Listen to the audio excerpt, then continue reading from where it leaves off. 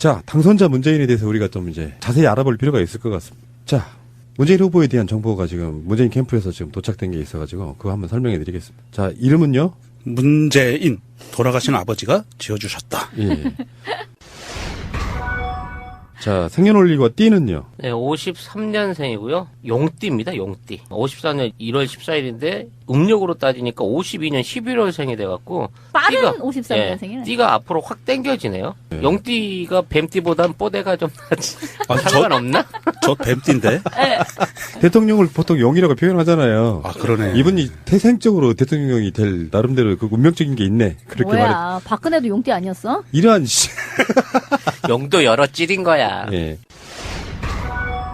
자, 태어난 곳은요? 경남 거제네요. 근데 예. 이분이 이제 부모님이 북에서 그 피난 배를 타고 내려오셨다는 이제 그래서 거제에 내려오셨다는 거잖아요. 왜 네. 예전에 영화 국제시장에서 뭐 보여줬던 것처럼 그렇게 해서 내려오신 분들이라고 하죠. 그러면은 이분의 신상 한번 제대로 한번 들어봅시다. 나 이런 게 중요해. 키, 몸무게, 신발 사이즈. 키는 172cm, 예. 몸무게는 67kg, 신발 사이즈는 260mm. 이거 뭐 개인 생체 정보 아니야? 이거 왜 아니, 우리가 알아야 되는 거야? 아니 근데 네. 키는 저보다도 훨씬 크시고 예. 몸무게는 저보다 훨씬 더 덜 나가시는데 좀 말랐잖아. 네, 신발 사이즈는 저하고 똑같아요. 신발 한 킬로 주세요. 아니 뭐 신발을 좀 크게 신으시는 분인가 보지. 왜 터덜터덜 하면서 좀 크게 신는 사람도 있잖아요. 근데 아니, 키가 172보다 훨씬 큰 줄 알았는데. 아니 260이 신발이 큰 거 아니에요. 보통 사이즈죠, 남자한테. 보통 사이즈. 아, 저는 자괴감이 듭니다. 왜요? 키는 같은데 30kg가 더 나가네요. 어린애 하나를 업고 다니는군요, 제가. 곰 한 마리가 어깨에 있어. 자, 혈액형은요? 이거 중요해요. 왜 이게 중요해? 나랑 똑같거든요. 저도 무슨 똑같아요. 소리야? 뭐 수혈해 드릴 일 있어요? 네, B형. 보통 이제 B형 남자들에 대한 그 나쁜 정보들이 많잖아요. 근데 B형 정말 장점 많아. 그래서 저는 B형. 지금 여러분들 혈액형 어떻게 돼요? 저도 B형. 전 A형. 아니 이게 생체 정보이기 때문에 알려드릴 수 없습니다. 진짜요? 뭐 중요한 정보였어요? 아니 생각해봐 혈액형을 알잖아요. 음. 그러면은 어떤 사건을 조작할 때 내 피를 뽑아다 아니 뭐야 아니 그 A형을 어디다 뿌려가지고 이렇게 해가지고 야, A형이라고 얘기하면 안 돼. 의사가 너무 나간다? 아무튼 이 중요한 생체 정보인데 이런 걸 왜 다 알려줘야 돼? 진미는 의심형. 동네 큰형. 소심형이야 소심형. 종교는 뭐래요? 이거 왜 매번 이렇게 쓰는 난에다가 막 이러잖아요. 불교랑 뭐 친한 천주교인데 뭐야 사돈이 목사 막 이렇게 쓰시잖아요. 근데 박근혜가 이제 흔히 말하는 개불리기였지. 개신교, 불교, 가톨릭 다 해가지고. 확실하게 문재인 후보는 지금 천주교신데요. 세례명이 디모테오래요. 문 디모테오. 예. 여러 가지 많이 들었는데, 디모테오는 멋있다. 제가 지저스거든요. 진짜? 아버지가 요셉이고 어머니가 마리아였으니까. 뭔 소리? 아니 지저스는 세례명칭이 없어요. 그러니까. 예. 네. 다음에 출신 학교를 한번 보겠습니다. 1965년 부산 남항초등학교 졸업하셨고, 68년 경남중학교 졸업, 71년 경남고등학교 졸업, 80년 경희대 법학과 졸업. 예. 요게 시간이 많이 비네요. 71년도에 대학을 가셨는데, 무려 9년이나 있다가 졸업을 하셨군요. 뭐 군대 갔다 온 것도 있었을 거고, 뭐 등등등. 형무소 들어갔다 네. 나온 것도 있었고요. 자, 가족관계 한번 봅시다. 뭐 다 알고 있듯이 배우자로 김정숙 63세 전업주부 이시고 자녀로 아들 하나 네. 그리고 딸 하나. 그렇군요. 일남일녀. 다복하시네. 예, 뭐가 더 복해요. 일남일녀가. 애국심이 부족해. 넷 정도는 그렇지. 놔주셨어야 돼. 요거 검증해야 돼. 이거 검증해야 돼. 요거. 애국심이 부족해. 자녀가 2명밖에 없어. 뭐 어쩌라고. 자, 다음. 자, 부모님과 형제자매를 한번 봅시다. 아버님은요, 고문용 형님이시고요. 어머니는 강한옥 님이시고 그 사이에 2남 3녀의 둘째이고요. 장남입니다. 예. 아버지는 돌아가셨는데 어머니는 아직 생존해 계시네요. 예. 예. 다음에 이거 이제 신상털기네요. 신체의 비밀 한번 보겠습니다. 임플란트를 하셨고 발가락이 못생겼다. 이게 이제 실제 비밀인데 이게 뭐야? 아니, 참여정부 시절에 치아가 10개가 빠져갖고 임플란트를 하셨대요. 아, 난 도대체 이 얘기 들을 때마다 너무 가슴 아프달까? 이게 철마 비서실장을 누가 때려서 이가 나가진 않았을 거고, 얼마나 그 당시에 스트레스가 심할까 싶은지도 짐작이 가는 부분인데, 그래서 이제 이가 생리가 몇 개 안 남아서 이게 말씀하시는데 좀 불편하다라는 게 있고, 아니, 그래서 좀 발음이 좀 부정확한 것도 이것과 관련이 있는 게 아닌가, 이런 얘기도 있죠. 근데 임플란트를 10개를 할 정도라면 도대체 어떤 상태였을까? 이건 두 가지 분석이 가능해요. 일단은 스트레스가 많았을 거고, 두 번째는 부모님 물려주신 치아가 건강하지 않았다까지 포함돼야 된다고 생각이 드는데. 네. 제가 셀프 증명을 해드릴게요. 저도 임플란트 10개 했거든요. 진짜? 그래요? 예. 10개 했는데, 이 임플란트를 10개를 하니까 발음이 바뀌어요. 목소리도 바뀌고. 어허, 그 이의 구성이 그렇게 중요한 거군요. 예.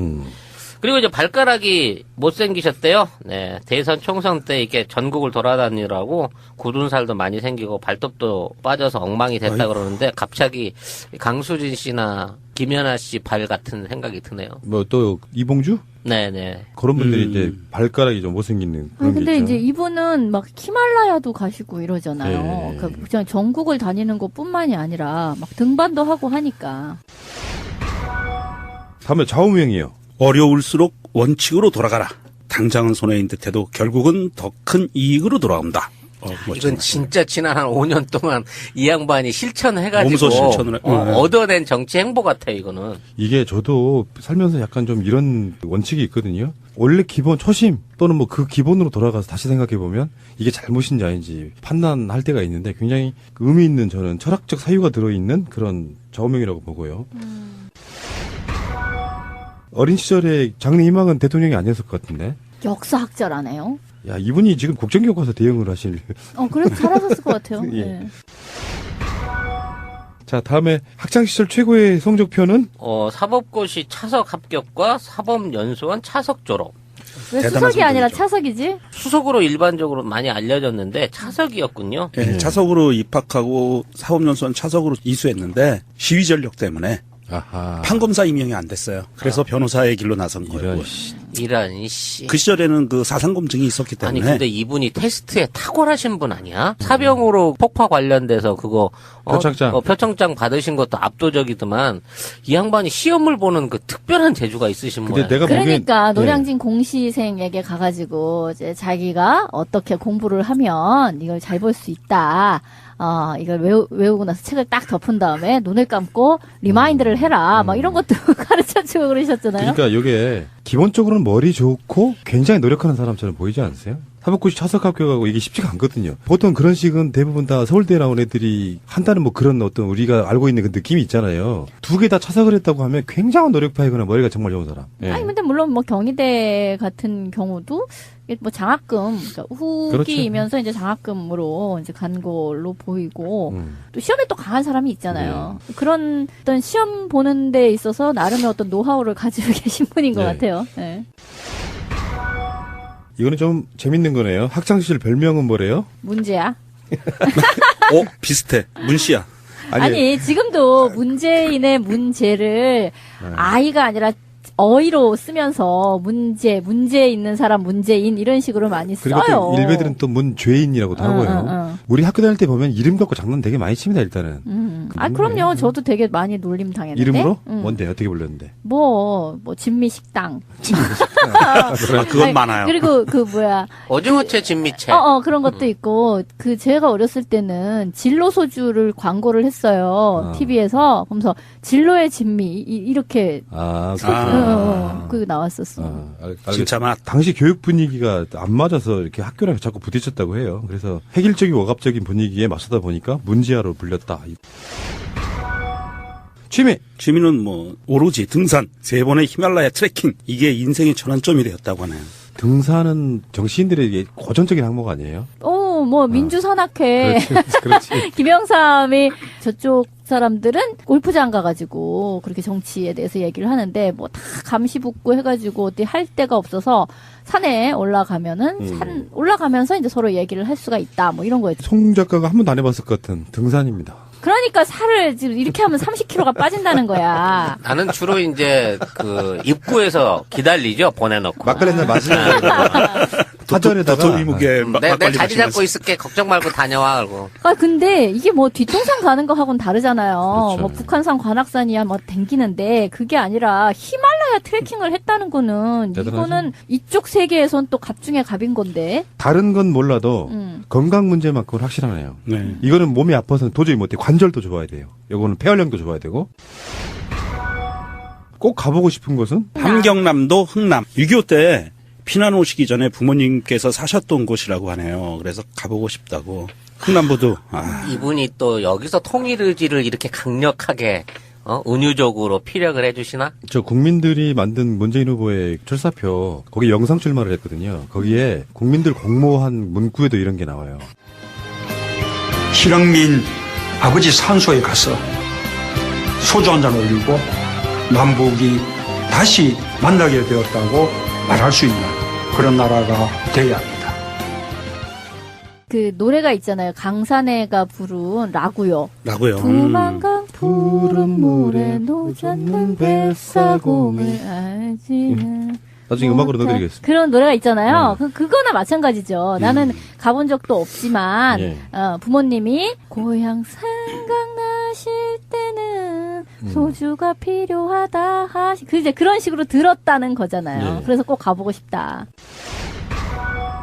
그 다음에 내 인생의 멘토는 아버지라고 하셨는데 뭐 어떤 뭐 유명 정치인이나 이름 있는 사람을 내세우는 것보다 훨씬 공감이 많이 갑니다. 제 입장에서는. 왜 갑자기 자기 셀프 디스를 하세요. 아니, 디스가 아니라 아버지를 존중할 수 있는 사람은 그만큼 부모한테서 많은 영향을 받았고 또 그 부분에 대한 어떤 그 의무감과 책임감을 가지고요. 가족에 대한 사랑이 그만큼 깊은 사람이라는 제 거죠. 경우를 이야기해보자 그러면 저는 아버지를 싫어하진 않았는데 아버지가 상당히 좀 집안 내에서는 악인 느낌이었어요. 지금 생각해보면은 어머니랑 부딪힐 때 저 같은 경우는 멘토를 따지면 어머니라고 얘기하거든요. 여성의 몸으로 이렇게 강인하게 가정을 이렇게 세웠던 자식들 막 다 대학 보내고 말할 수 없는 어떤 의지를 보이신 분인데 분명히 여기도 어떤 스토리가 있을 거예요. 이렇게 자기가 아버지라고 그럴 정도면은 아버지가 굉장히 좋은 분이셨다 이렇게 생각이 들고요.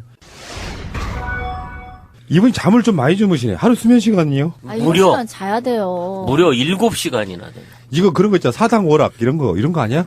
그거는 좀 잘못된 거고요. 사당오락은. 우리 어렸을 때 대학 들어갈 때만 해도 그런 얘기가 있었는데 제가 최근에 7, 8년 됐습니다. 신경정신과에 가서 상담을 하니까 최소 6시간 이상을 자야 건강하다 이렇게 얘기하더라고요.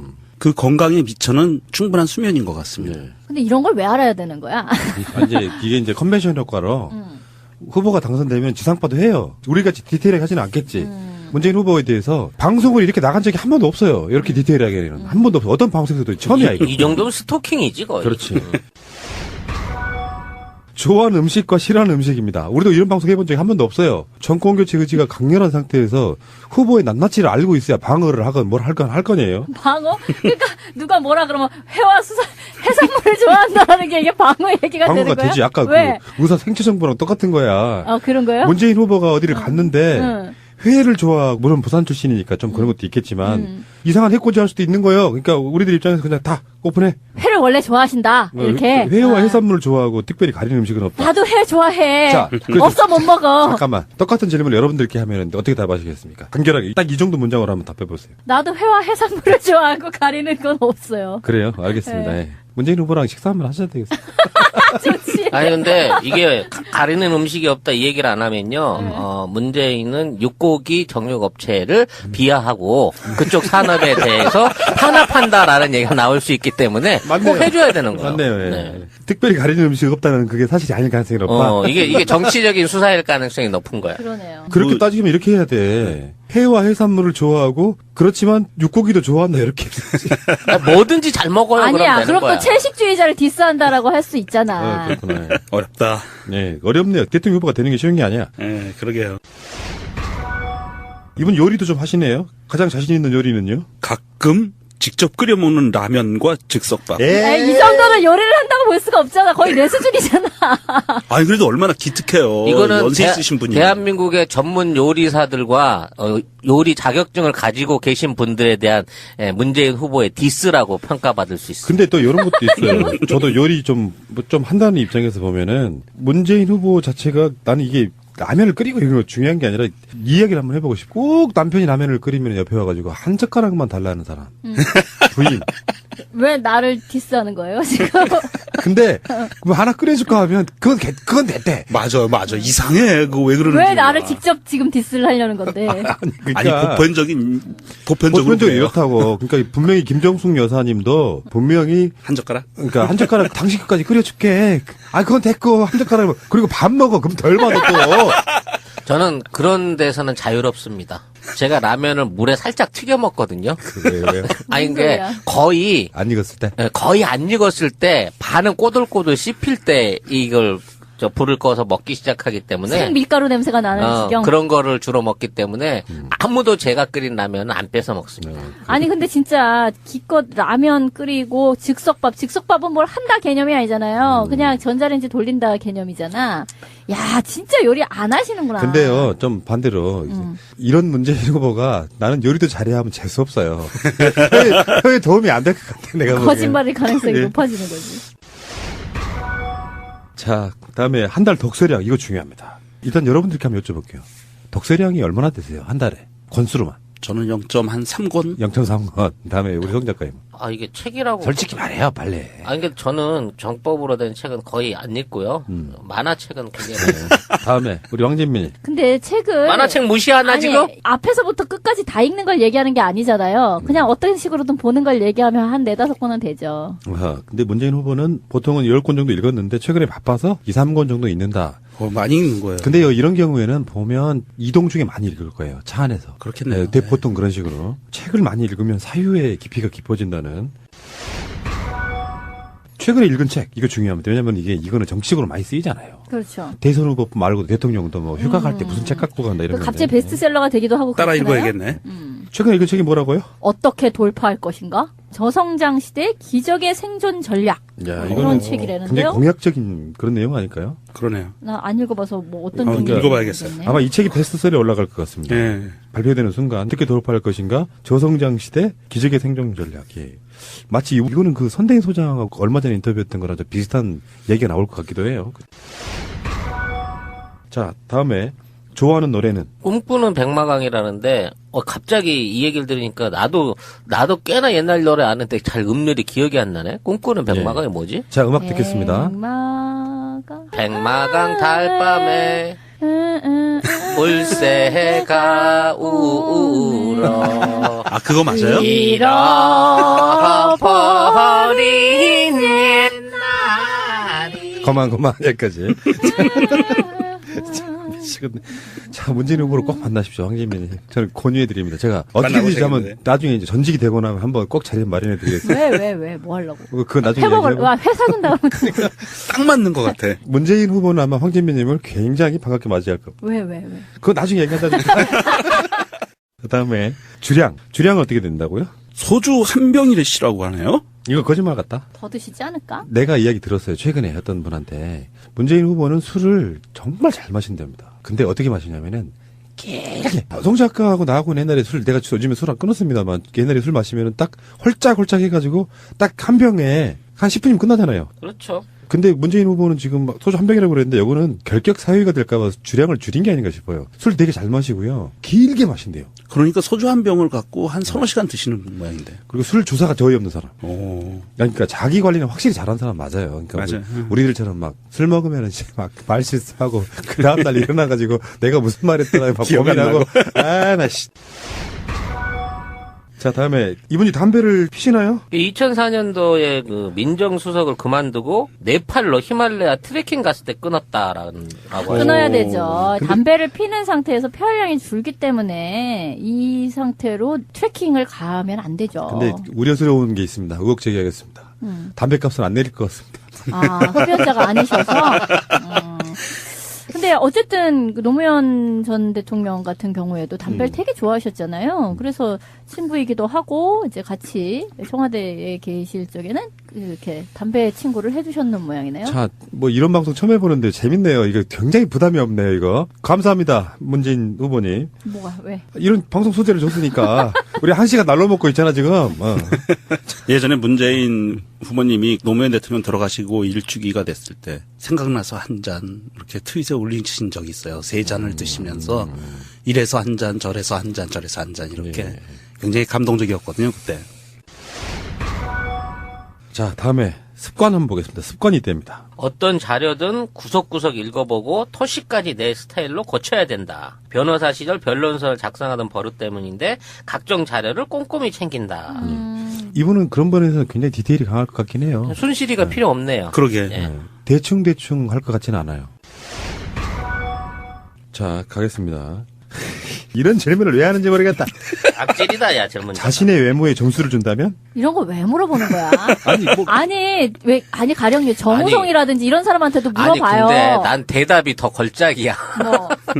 대학 시절 프랑스 배우인 알랭드롱 닮았다는 소리를 많이 들으셨대요. 그 덕분에 소개팅에서 아내를 만났다는데 알랭드롱을 갖다 붙일 줄은 또 상상을 못했네. 알랭드롱. 네, 미모에 대한 자신감이 거의 극강이다. 왜냐면 우리 시대 때 알랭드롱이 아랑드롱 그랬는데 아랑드롱 해버리면 최상의 적이었어. 남자들한테는 질투의 대상이었죠. 잘생겼다라고 그건 얘기하고 맞지. 뭐 아니 그건 뭐 어느 정도 인정하죠. 근데 거기에 대해서 또 외모에 대해 점수를 준다면이라고 묻는 것도 좀 극악한데 그 대답이 바로 알랑드롱 닮았다는 이야기를 들었다. 이렇게 얘기하는 거는 거의 난 정우성 빼고는 이런 식의 대답을 하는 사람 못 봤거든. 근데 지금은요 시대가 정치 컨텐츠만 갖고 얘기할 수가 없어. 그럼요. 매력이 중요하니까. 사실 문재인 후보에 대해서 뭐 어떤 분들은 잘생 좋다고 말하는 사람도 있잖아요.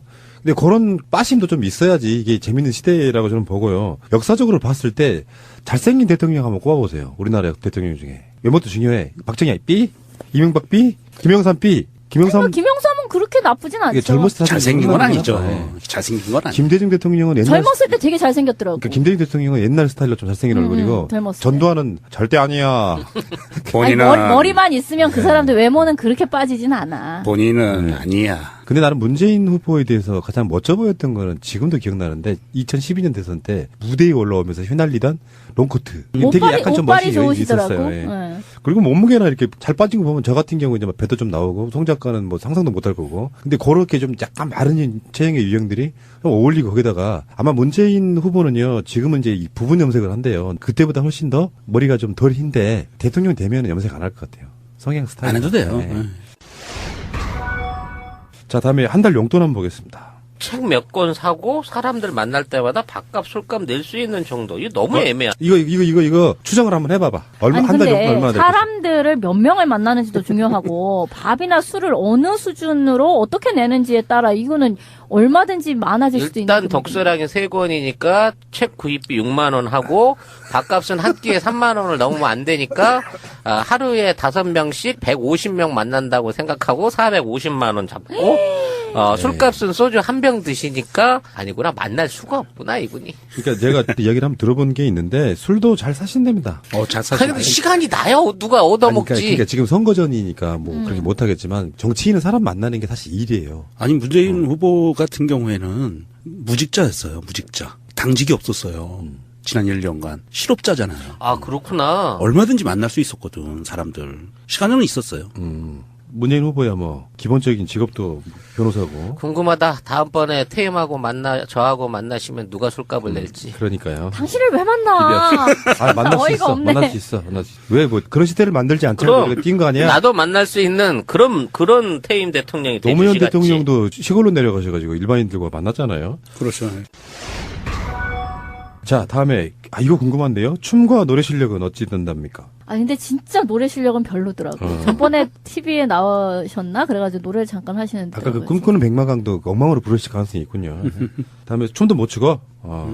그래서 뭐 멈추인데다가 노래도 별로라서 선거 때마다 연설보다는 춤과 노래 때문에 제일 곤욕스럽다.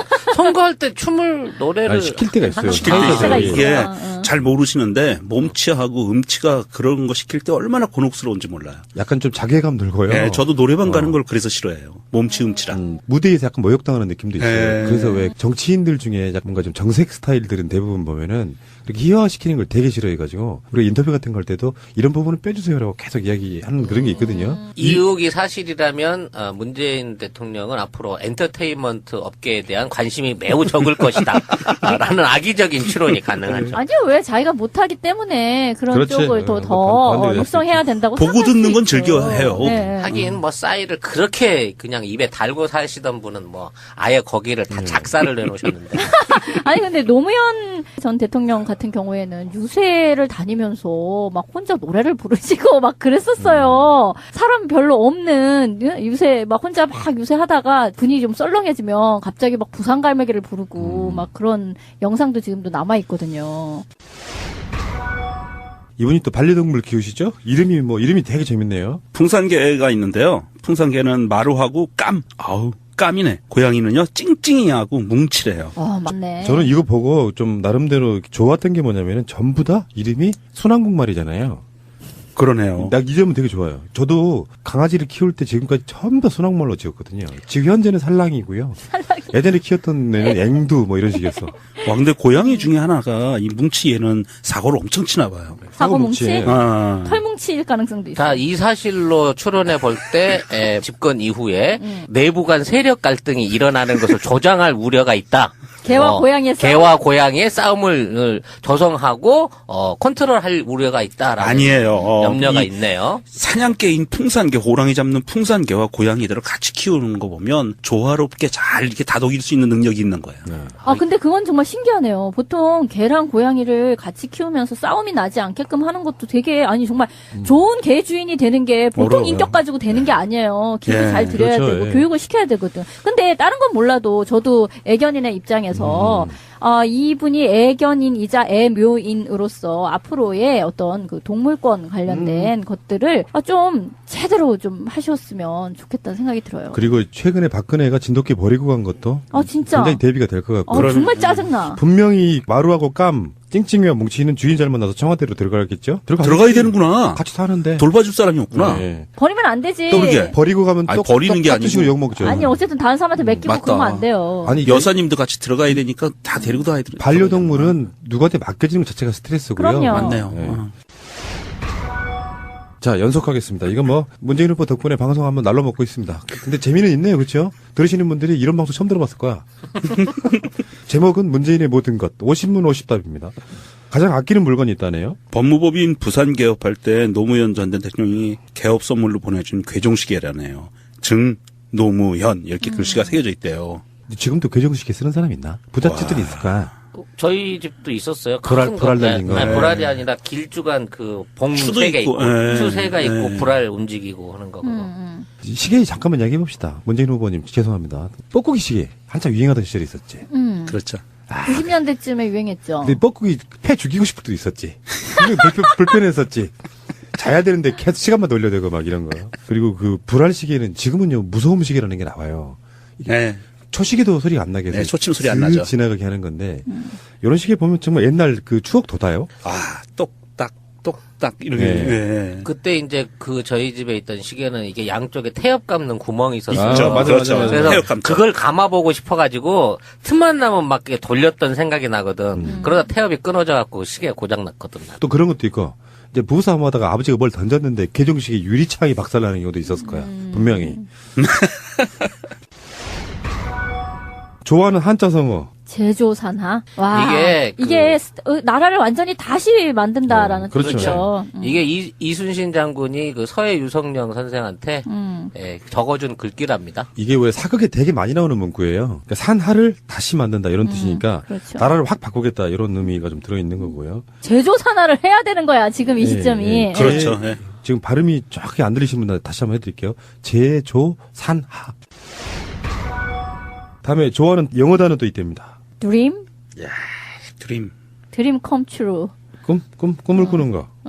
I have a dream. 이게 제 전문이잖아요. 아니, 그런 몽상을 얘기하는 게 아니잖아. 아니, 그러니까 이게 이 단어가 갖는 묘한 게 있어요. 뭐냐면은 두 가지 뜻이 있잖아요. 잠잘 때 꾸는 꿈과 미래에 대한 어떤 희망 이런 것도 드림이잖아요. 영어도 되게 묘하다는 거예요. 이 꿈이라고 하는 게 꿈을 꾸다는 게 현실에서는 잠잘 때 꾸는 꿈이 아니고 미래에 대해 희망을 갖는 거잖아요. 이게 되게 재밌는 의미를 갖고 있는 단어예요. 한국도 똑같잖아. 진짜 제가 옛날에 취미가 뭐냐고 물어보면 꿈꾸는 거라 그랬어요. 그랬겠지. 네. 현실을 벗어나고 싶은데 현실은 그렇죠. 만만치가 않으니까 네. 꿈속에서나마 막 부자이던 뜻으로 돌아가고 막 그런 거.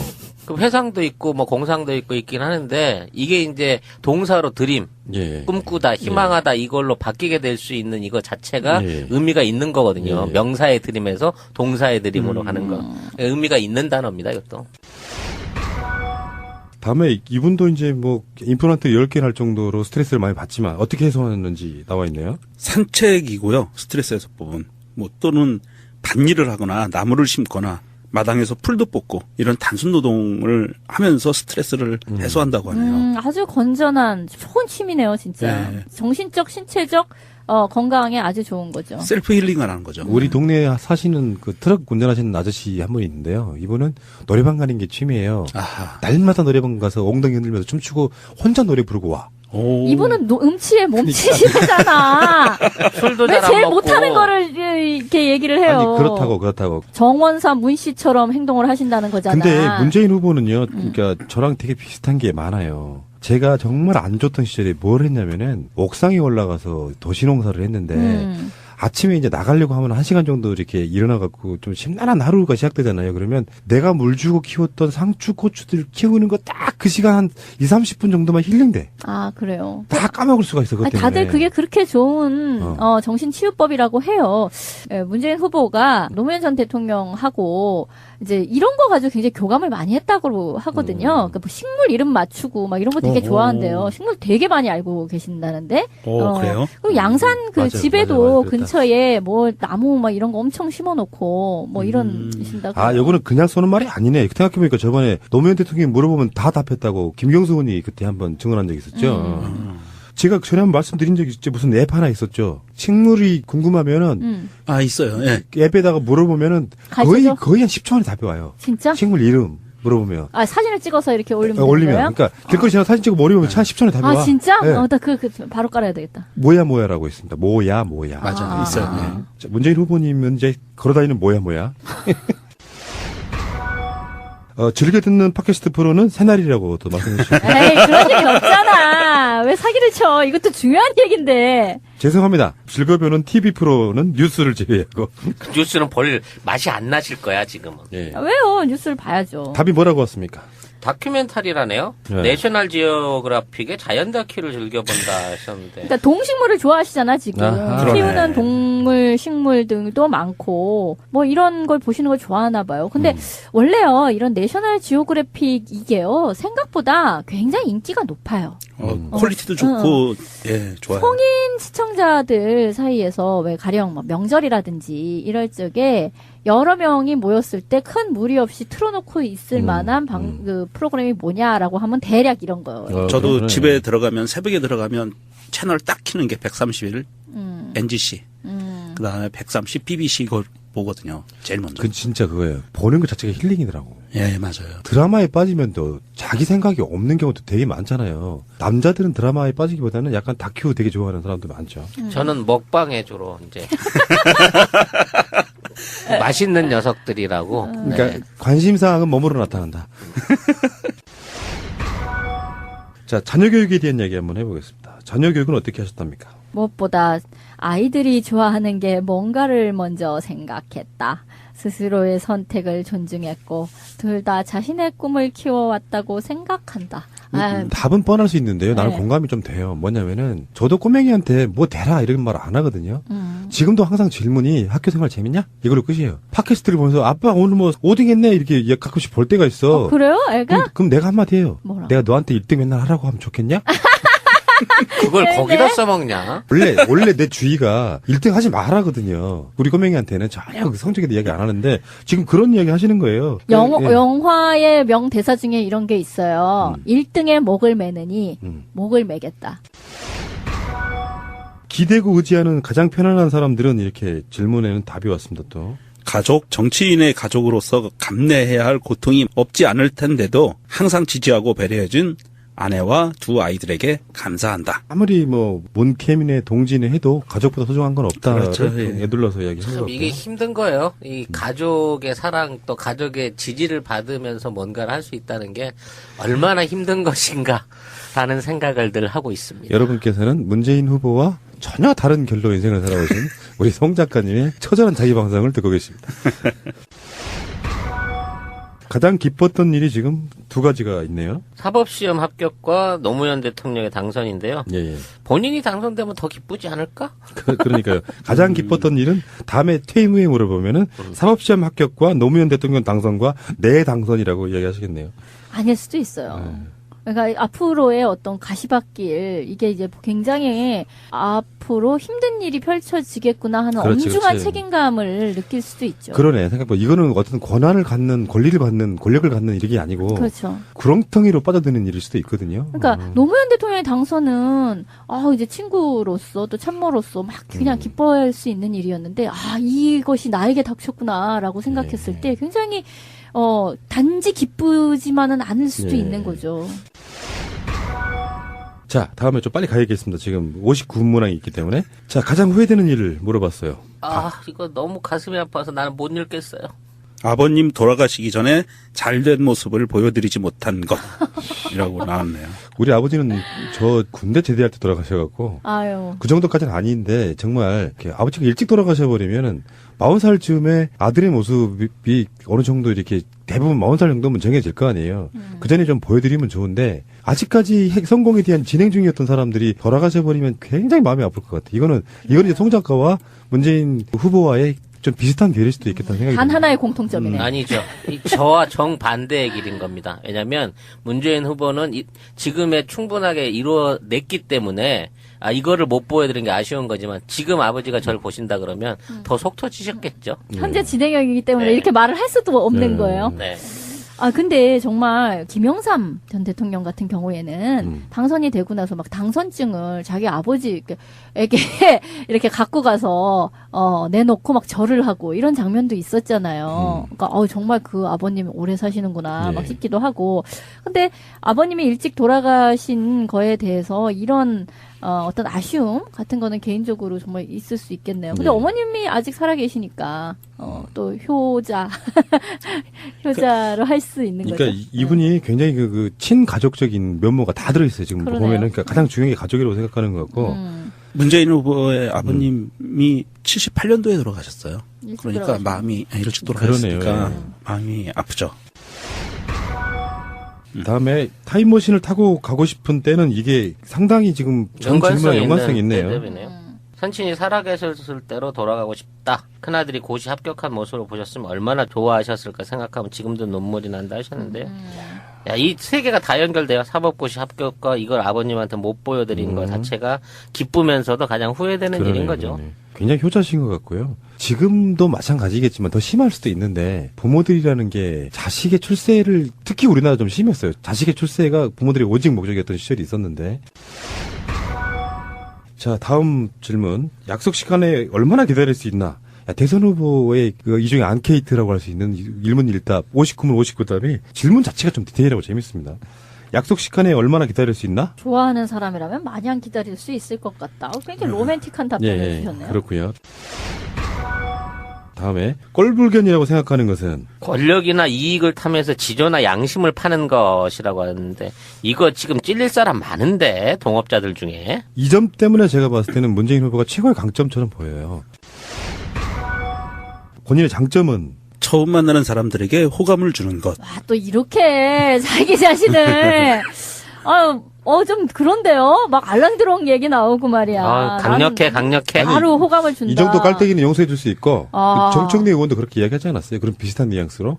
원래 정치인들은 그러나? 아니, 사람들 만나면은 왜 상대방이 너무 이렇게 온화한 인품을 갖고 있으니까 적개감이 없다는 거야. 내가 정청래 의원 진행하는 방송에 나가서 내가 한마디 디스를 했잖아요. 정청래 의원은 생긴 게 적폐다. 뭔 소리야. 그 이유가 있어. 만날 때마다 깍듯하게 대하게 돼. 무서워. 무서워. 못생기진 않았는데 약간 위압감들은 준다. 근데 문재인 후보는 좀 그런 면에서는 좀 온화한 느낌이 좀 있잖아요. 그리고 말투나 목소리 톤도 굉장히 호감형일 가능성이 높고요. 우리 그 지난 총선에 문재인 키즈라고 우리가 흔히 불렀던 그 영입 인사들을 보면 머리에 털 나고 처음 문재인을 만났는데 앉아서 얘기하다 보니까 빠진다. 아, 그렇지. 그래서 바로 그 자리에서 영입되고 이런 케이스가 많았어요. 조응천 의원 같은 경우는 영입하기가 굉장히 어려운 상대였을 거라고 그렇죠, 봐요. 어렵죠. 위치상. 자, 여기서 본인을 디스하셨네요. 이거 재밌네요. 나의 단점은 과도한 진지함과 결벽주의라 그랬는데 이게 이 야제 개그를 주로 하시나? 과도한 진지함이라고 스스로 평가하셨는데 진지하셔요. 이게 너무 그 일면적 약간 고지식한 면이 있다라는 걸 스스로 인정을 하시는 건가? 유머 감각이 좀 떨어지는 듯한 그런 느낌. 그러니까 이분이 예전에 청와대 민정수석 계실 때 이런 게 있어요. 민정비서관 중 한 명이 무궁화 꽃을 가리키면서 수석님 이 꽃이 하루밖에 안 핀답니다. 라니까 이 문재인 그때 민정수석이 네임펜을 갖고 무궁화 꽃에다가 표기를 했대요. 그리고 이게 하루 만에 그 진지 안 다음날 되는 걸 전화 확인을 보려고. 했대. 그러니까 얼마만큼 꼼꼼하고 진지한 사람인지 결벽주의자인지 나오는 거예요. 야, 그 나무 한 3일 폈으면 또 식물도감 바뀔 뻔했네. 아니, 장점이자 단점이기 때문에. 네, 장점이다. 장점이 단점이기 때문에 아마 대통령이 되고 나면은 내가 봤을 때 그 후보 때보다 훨씬 더 많은 식의 어떤 소통이 필요할 텐데 특히 젊은 사람들이 호감을 갖는 거는 적당한 정도의 유머? 노무현 대통령은 좀 유머 감각이 좀 있던 느낌이 들고 네. 너무 재미없으면 이제 이 사람이 이제 이렇게 매력이 없는 사람으로 보일 수도 있다는 생각이 좀 들어서 이야기 한번 해보는 거고요. 그 노무현 대통령 시절에 민정수석을 문재인 민정수석을 했듯이 어떤 보완적인 위치에 그렇죠. 있었다고 예, 볼수 있죠. 문재인 대통령이 되면 이제 노무현 대통령과 같은 그런 인성을 갖고 있는 분을 민정수석으로 삼으면 보완이 되지 않을까. 저를 삼으시면 어떨까요? 삶아버리고 싶다 진짜. 가장 용서할 수 없는 것이라고 하는 것에는 힘 있는 사람, 가진 사람, 잘 나가는 사람들이 약하고 없는 사람들을 무시하고 깔보는 것이라고 했는데 요거는 제가 보니까 홍준표를 바로 디스한 거고요. 우리 재벌들을 디스한 예. 거고. 가장 좋아하는 사람은 이라는 질문에는 다산 정약용 선생을 이야기했는데 민본주의와 실용주의를 이끌어낸 분이라고 이야기했는데 저도요. 역사적으로 가장 존경하는 사람 세 사람 꼽으라 그러면 저는 세종대왕, 정약용, 이순신 꼽거든요.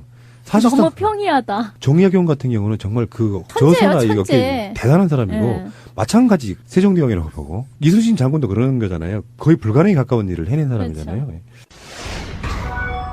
다음에 따르고 싶은 현대 정치인은 프랭클린 루즈벨트라고 했고요. 진보적이면서도 통합적 리더십이 존경스럽다. 이거 굉장히 중요한 문재인 후보의 지금의 포지션처럼 보이거든요. 이 질문 자체가 굉장히 중요한 걸 묻고 있는 거죠. 지금 정치인에게 따르고 싶은 현대 정치인이 누구냐. 그러니까 너의 롤 모델이 누구냐라고 그렇지. 묻는 건데 여기에 이제 프랭클린 루즈벨트가 나온 거죠.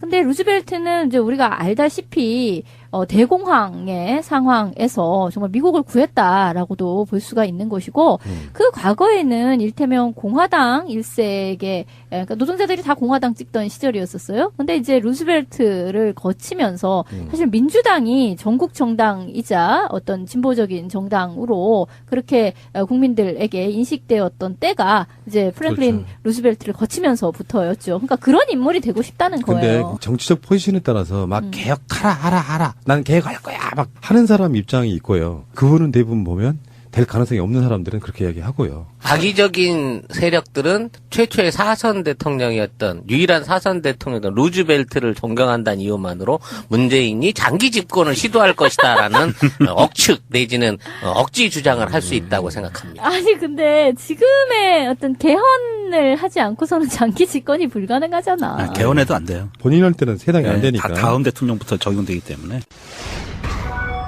자, 가장 부러운 사람은 예술적 재능이 뛰어난 사람, 많은 사람들에게 행복을 나눠줄 수 있다 이렇게 했고요. 거봐요. 그러니까 이분 본인은 몸치에 그렇지.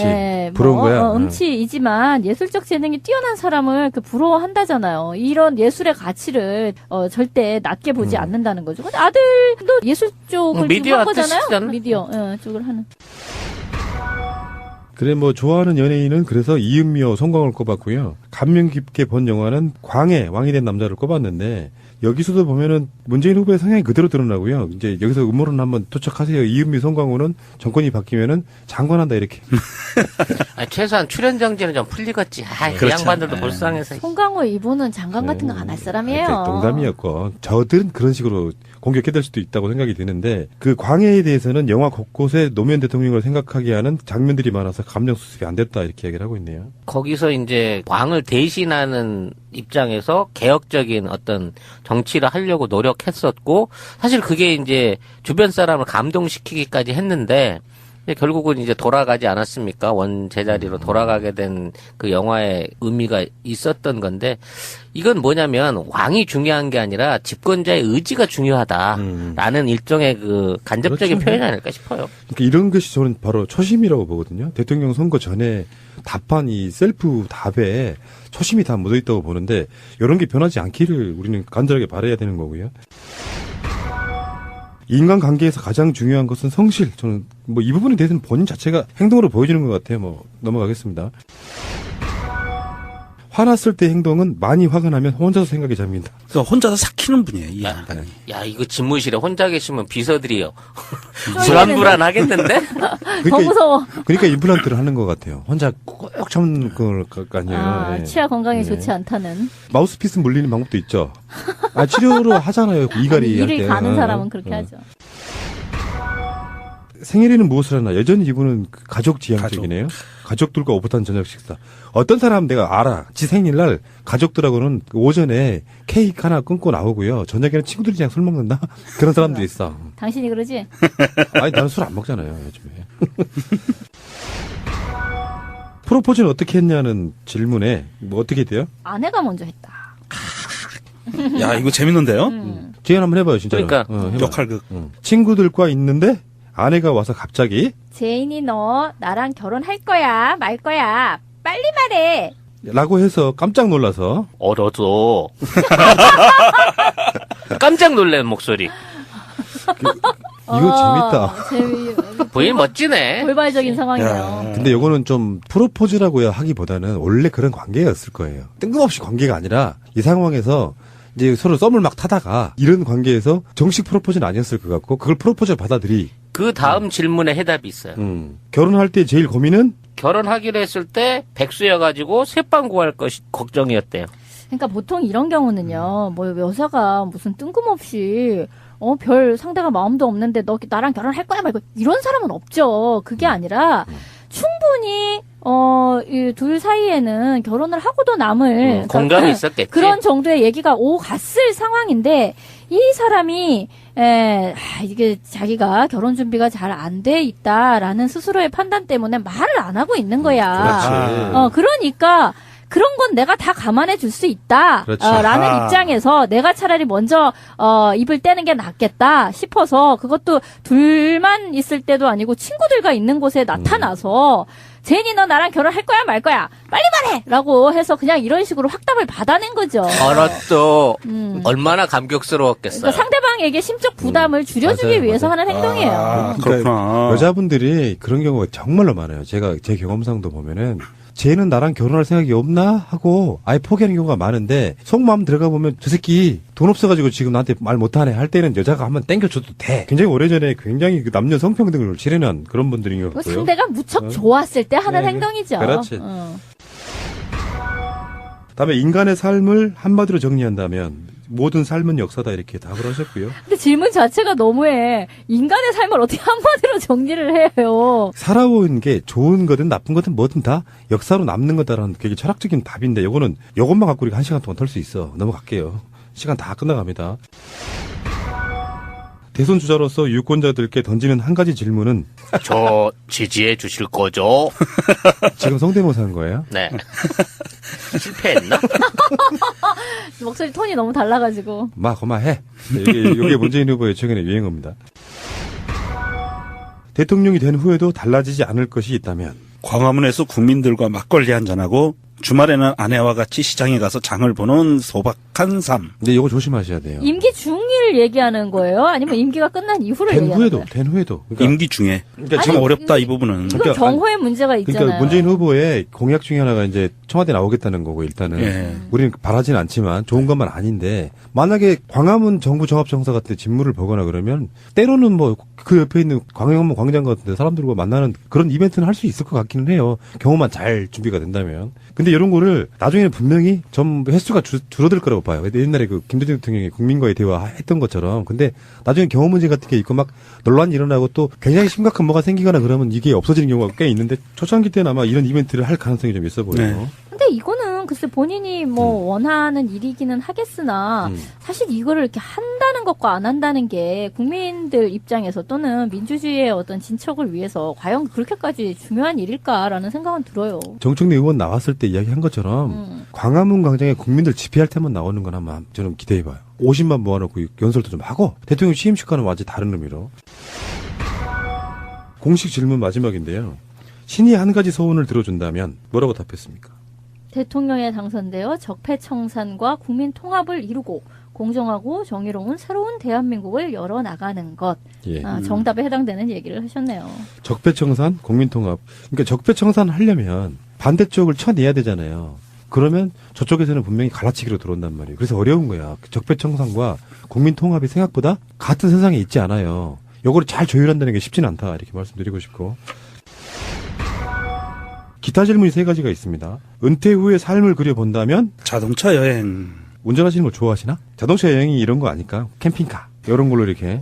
요새도 국내 여행을 캠핑카로 다니시는 분들 꽤 많아지셨어요.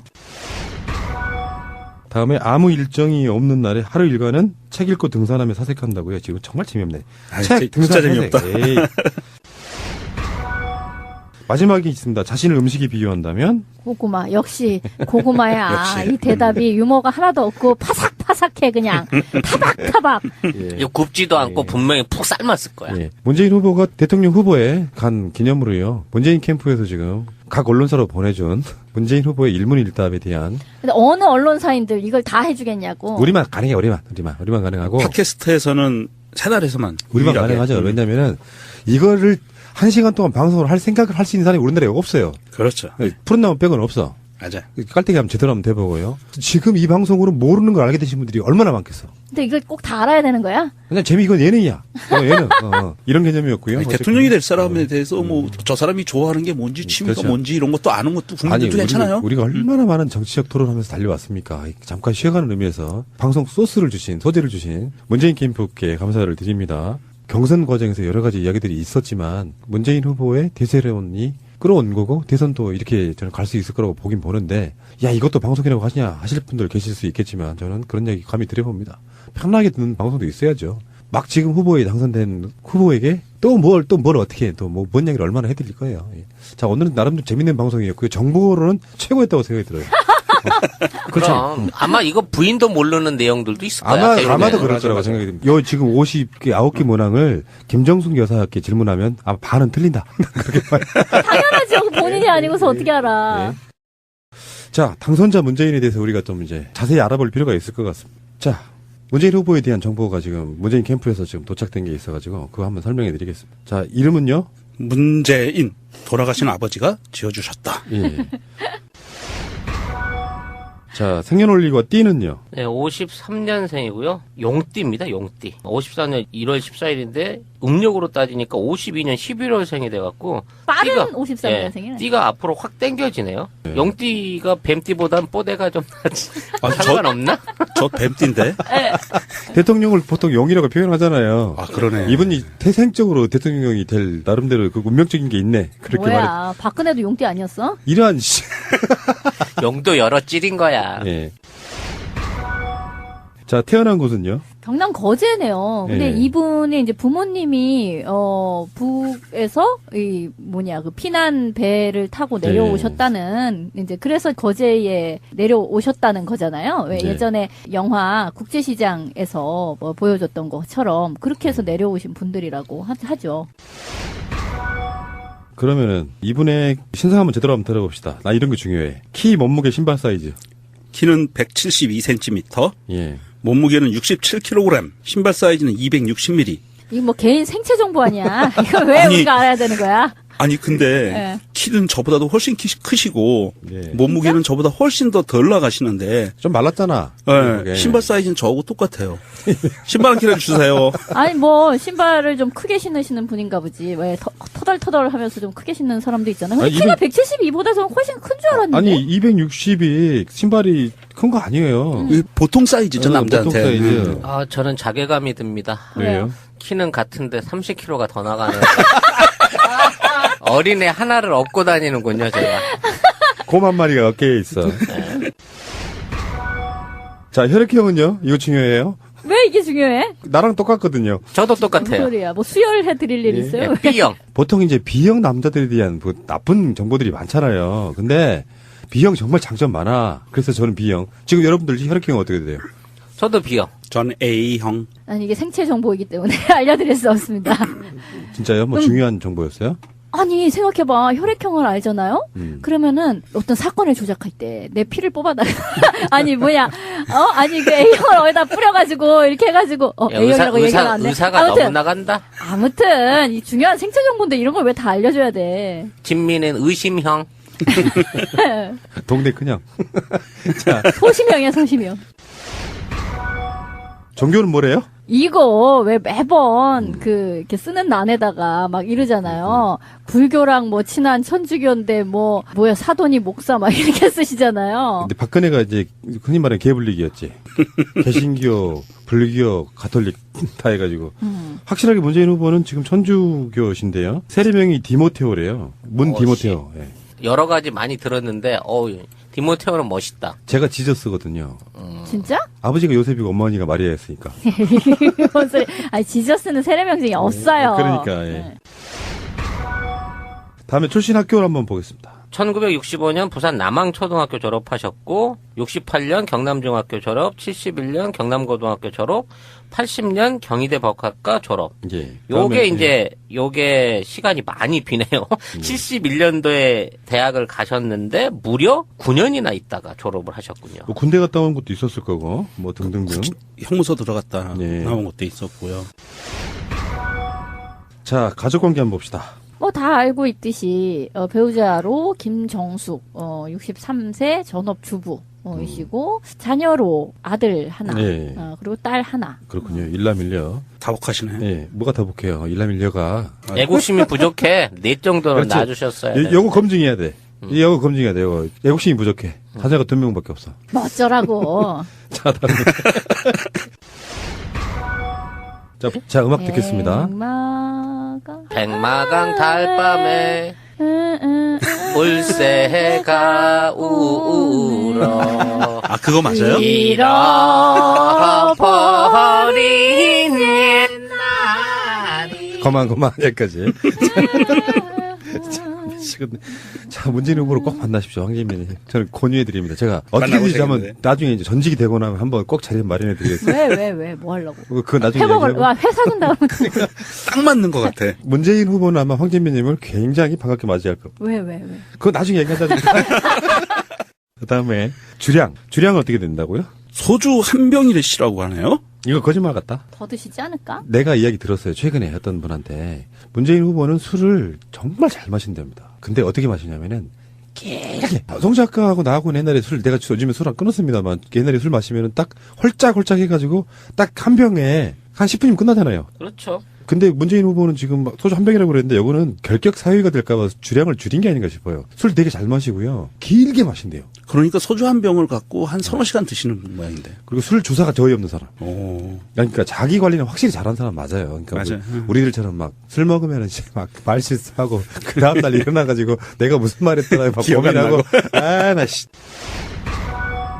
자, 다음에 이분이 담배를 피시나요? 2004년도에 그 민정수석을 그만두고 네팔로 히말라야 트레킹 갔을 때 끊었다라고 끊어야 하죠. 되죠. 담배를 피는 상태에서 폐활량이 줄기 때문에 이 상태로 트레킹을 가면 안 되죠. 근데 우려스러운 게 있습니다. 의혹 제기하겠습니다. 담배값은 안 내릴 것 같습니다. 흡연자가 아니셔서. 근데 어쨌든 그 노무현 전 대통령 같은 경우에도 담배를 되게 좋아하셨잖아요. 그래서 친구이기도 하고 이제 같이 청와대에 계실 적에는 이렇게 담배 친구를 해주셨는 모양이네요. 자, 뭐 이런 방송 처음 해보는데 재밌네요. 이거 굉장히 부담이 없네요, 이거. 감사합니다, 문재인 후보님. 뭐가 왜? 이런 방송 소재를 줬으니까 우리 1시간 날로 먹고 있잖아, 지금. 예전에 문재인 후보님이 노무현 대통령 들어가시고 일주기가 됐을 때 생각나서 한 잔 이렇게 트윗에 올리신 적이 있어요. 3잔을 드시면서 이래서 한 잔, 저래서 한 잔, 저래서 한 잔 이렇게 예. 굉장히 감동적이었거든요, 그때. 자, 다음에 습관 한번 보겠습니다. 습관이 됩니다. 어떤 자료든 구석구석 읽어보고 토시까지 내 스타일로 고쳐야 된다. 변호사 시절 변론서를 작성하던 버릇 때문인데 각종 자료를 꼼꼼히 챙긴다. 이분은 그런 면에서 굉장히 디테일이 강할 것 같긴 해요. 순실이가 필요 없네요. 그러게. 예. 대충 할 것 같지는 않아요. 자, 가겠습니다. 이런 질문을 왜 하는지 모르겠다. 악질이다, 야, 질문. 자신의 외모에 점수를 준다면? 이런 거 왜 물어보는 거야?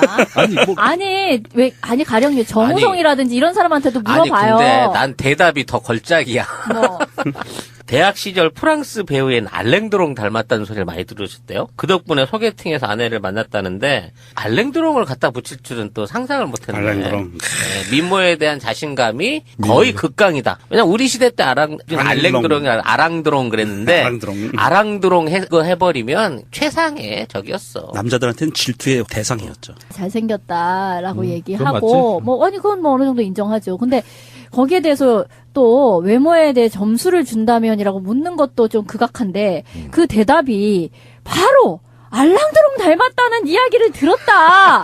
이렇게 얘기하는 거는 거의 난 정우성 빼고는 이런 식의 대답을 하는 사람 못 봤거든. 근데 지금은요, 시대가 정치 컨텐츠만 갖고 얘기할 수가 없어. 그럼요. 매력이 중요하니까. 사실 문재인 후보에 대해서 뭐 어떤 분들은 잘생겨 좋다고 말하는 사람도 있잖아요. 근데 그런 빠심도 좀 있어야지 이게 재밌는 시대라고 저는 보고요. 역사적으로 봤을 때 잘생긴 대통령 한번 꼽아보세요. 우리나라 대통령 중에. 외모도 중요해. 박정희 B, 이명박 B, 김영삼 B. 김영삼은 그렇게 나쁘진 않죠. 이게 젊었을 때 잘생긴 건 아니죠. 네. 잘생긴 건 아니죠. 김대중 대통령은 옛날 젊었을 때 되게 잘생겼더라고. 그러니까 김대중 대통령은 옛날 스타일로 좀 잘생긴 얼굴이고 젊었을 때. 전두환은 부모님과 형제자매를 한번 봅시다. 아버님은요, 고문용 형님이시고요. 어머니는 강한옥 님이시고 그 사이에 2남 3녀의 둘째이고요. 장남입니다. 예. 아버지는 돌아가셨는데 어머니는 아직 생존해 계시네요. 예. 예. 다음에 이거 이제 신상털기네요. 신체의 비밀 한번 보겠습니다. 임플란트를 하셨고 발가락이 못생겼다. 이게 이제 실제 비밀인데. 이게 뭐야?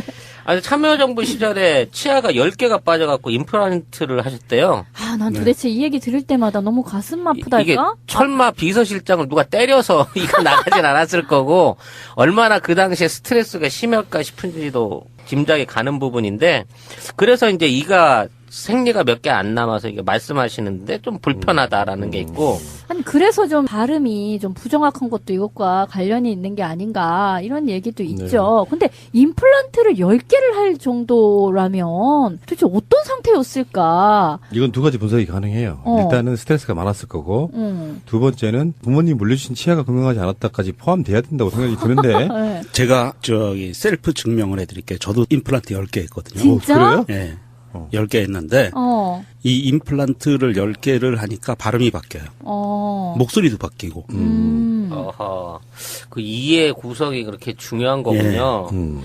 그리고 이제 발가락이 못생기셨대요. 네. 대선 총선 때 이렇게 전국을 돌아다니느라고 굳은 살도 많이 생기고 발톱도 빠져서 엉망이 됐다 그러는데 갑자기 강수진 씨나 김연아 씨 발 같은 생각이 드네요. 뭐 또 이봉주? 네네. 그런 분들이 이제 발가락이 좀 못생기는 그런 근데 게 있죠. 이제 이분은 막 히말라야도 가시고 이러잖아요. 네. 그러니까 그냥 전국을 다니는 것뿐만이 아니라 막 등반도 하고 하니까. 다음에 좌우명이요. 어려울수록 원칙으로 돌아가라. 당장은 손해인 듯해도 결국은 더 큰 이익으로 돌아온다. 이건 진짜 지난 한 5년 동안 이 양반이 실천해가지고 몸소 실천을 해. 얻어낸 정치 행보 같아요. 이거는. 이게 저도 살면서 약간 좀 이런 원칙이 있거든요. 원래 기본 초심 또는 뭐 그 기본으로 돌아가서 다시 생각해 보면 이게 잘못인지 아닌지 판단할 때가 있는데 굉장히 의미 있는 저는 철학적 사유가 들어있는 그런 좌우명이라고 보고요. 어린 시절에 장래 희망은 대통령이 아니었을 것 같은데. 역사학자라네요. 야, 이분이 지금 국정교과서 대응을 하실. 그래도 잘하셨을 것 같아요. 예. 네. 자, 다음에 학창시절 최고의 성적표는? 사법고시 차석 합격과 사법연수원 차석 졸업. 왜 대단한 수석이 아니라 성적이죠. 차석이지? 수석으로 일반적으로 많이 알려졌는데 차석이었군요. 예, 차석으로 입학하고 사법연수원 차석으로 이수했는데 시위 전력 때문에 아하. 판검사 임명이 안 됐어요. 그래서 변호사의 길로 나선 거예요. 이런, 이런 씨. 그 시절에는 그 사상검증이 있었기 아니 때문에 근데 이분이 테스트에 탁월하신 분 아니야? 사병으로 폭파 관련돼서 그거 표창장. 표창장 받으신 것도 압도적이더만 이 양반이 시험을 보는 그 특별한 재주가 있으신 근데 모양. 내가 그러니까 보기엔, 노량진 공시생에게 가가지고 이제 자기가 어떻게 공부를 하면 이걸 잘 볼 수 있다.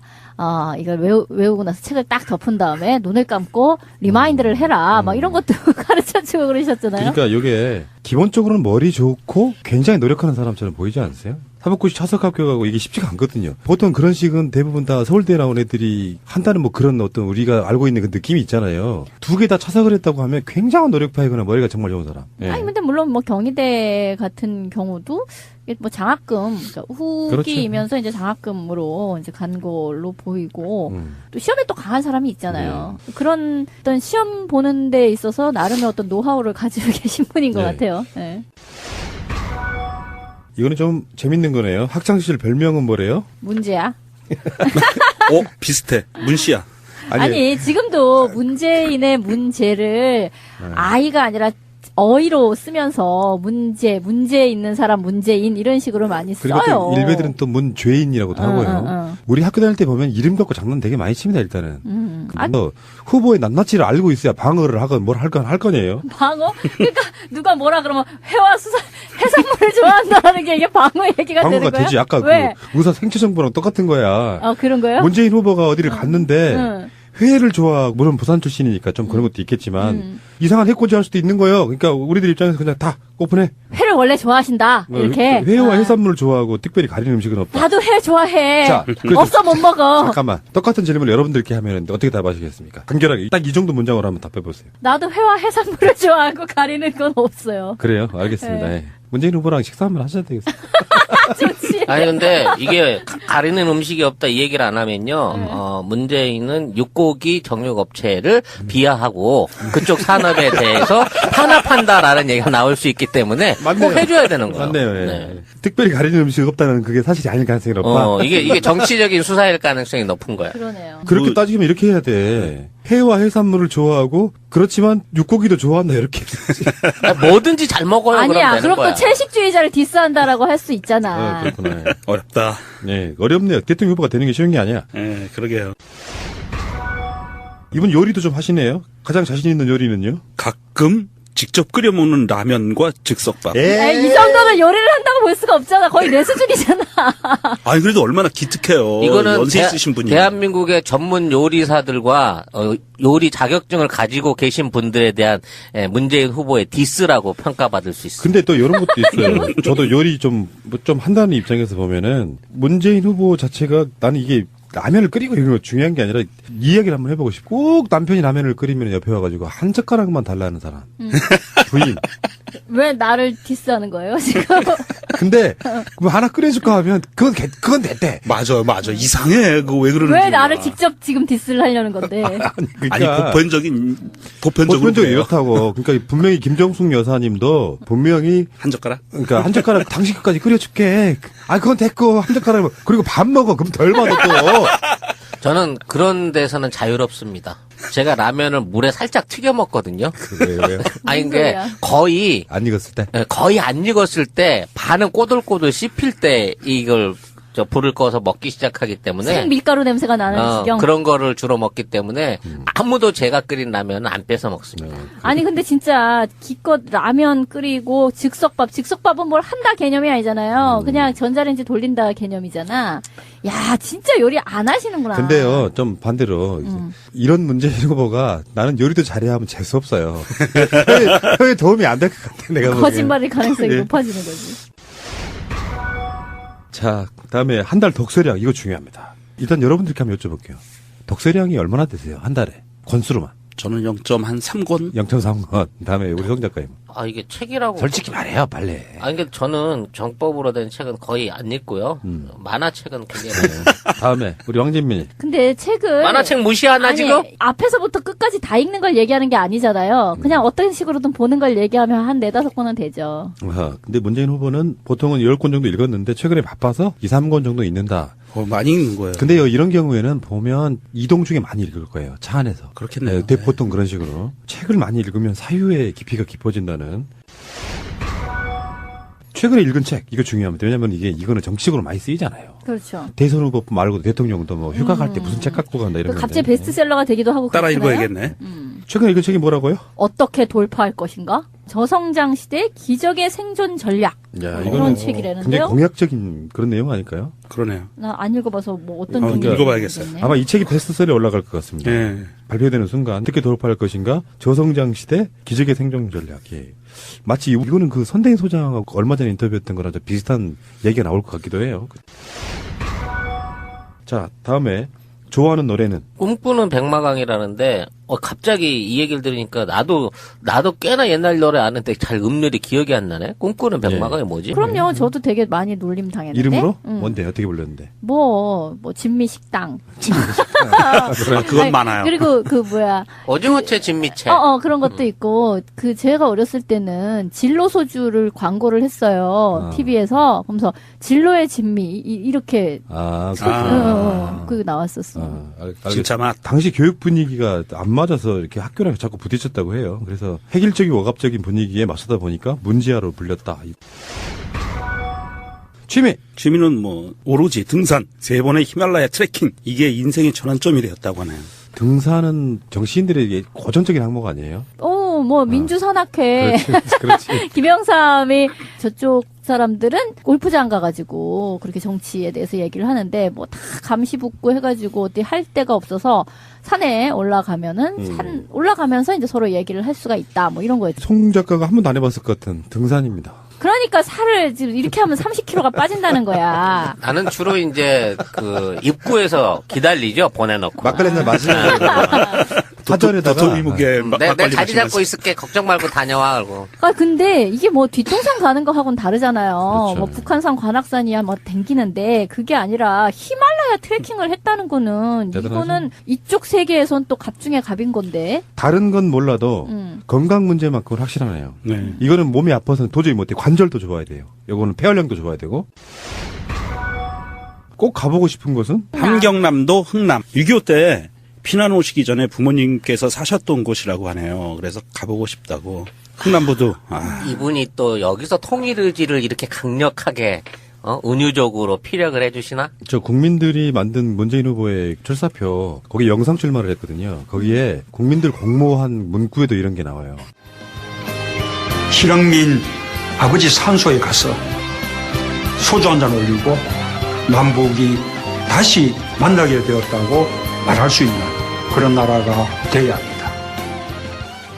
그 노래가 있잖아요. 강산해가 부른 라구요. 라고요. 두만강 푸른 물에 노젓는 뱃사공을 알지는 나중에 음악으로 넣어드리겠습니다. 그런 노래가 있잖아요. 그거나 마찬가지죠. 나는 가본 적도 없지만 예. 부모님이 고향 생각나실 때는 소주가 필요하다 이제 그런 식으로 들었다는 거잖아요. 예. 그래서 꼭 가보고 싶다. 그 다음에 내 인생의 멘토는? 아버지라고 하셨는데 뭐 어떤 유명 정치인이나 이름 있는 사람을 내세우는 것보다 훨씬 공감이 많이 갑니다. 제 입장에서는. 왜 갑자기 자기 셀프 디스를 하세요. 아니, 디스가 아니라 아버지를 존중할 수 있는 사람은 그만큼 부모한테서 많은 영향을 받았고 또 그 부분에 대한 어떤 그 의무감과 책임감을 가지고요. 가족에 대한 사랑이 그만큼 깊은 사람이라는 제 거죠. 경우를 이야기해보자 그러면 저는 아버지를 싫어하진 않았는데 아버지가 상당히 좀 집안 내에서는 악인 느낌이었어요. 지금 생각해보면은 어머니랑 부딪힐 때 저 같은 경우는 멘토를 따지면 어머니라고 얘기하거든요. 여성의 몸으로 이렇게 강인하게 가정을 이렇게 세웠던 자식들 막 다 대학 보내고 말할 수 없는 어떤 의지를 보이신 분인데 분명히 여기도 어떤 스토리가 있을 거예요. 이렇게 자기가 아버지라고 그럴 정도면은 아버지가 굉장히 좋은 분이셨다 이렇게 생각이 들고요. 이분이 잠을 좀 많이 주무시네. 하루 수면 시간이요? 아, 무려. 7시간 자야 돼요. 무려 7시간이나 돼요. 이거 그런 거 있잖아. 사당 오락 이런 거 아니야? 아, 그거는 좀 잘못된 거고요. 사당오락은. 우리 어렸을 때 대학 들어갈 때만 해도 그런 얘기가 있었는데 제가 최근에 7, 8년 됐습니다. 신경정신과에 가서 상담을 하니까 최소 6시간 이상을 자야 건강하다 이렇게 얘기하더라고요. 그 건강의 미천은 충분한 수면인 것 같습니다. 근데 이런 걸 왜 알아야 되는 거야? 이게 이제 컨벤션 효과로 후보가 당선되면 지상파도 해요. 우리같이 디테일하게 하지는 않겠지.